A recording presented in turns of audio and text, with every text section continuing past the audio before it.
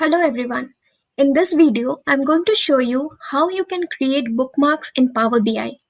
With bookmarks, you can capture the selected state of visuals, including filterings. Later, you can go through these bookmarks and highlight the insights or the story you want to tell your audience with the visuals and reports that you created.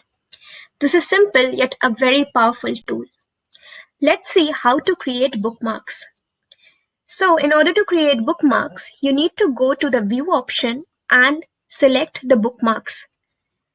You get the pane wherein you can add bookmarks to your visual. Now this is a sales analysis report, and from this report, we have found out that the sales in every fourth quarter is increasing. So you can see this is the state of the visual that we selected, and the story that we want to tell out of this visual is that the sales amount is increasing in every fourth quarter, and we are going to add this state of visual as a bookmark. We are going to rename this to sales over years, and we are going back to the visual, changing this visual to the yearly visual that we already had in the beginning. Now, we also want to show that APAC has contributed the most amount of sales for this particular company. And we are going to select APAC. And as we select APAC, you can see all the other fields, all the other visuals are also filtered out.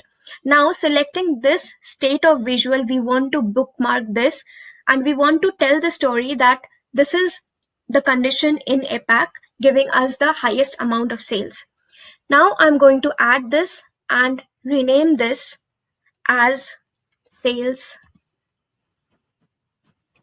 by region. Now I have already selected two bookmarks to tell my story. Now when I want to view these bookmarks, you can see that this is the one that I had selected. You can tell your story from this. You can go to the next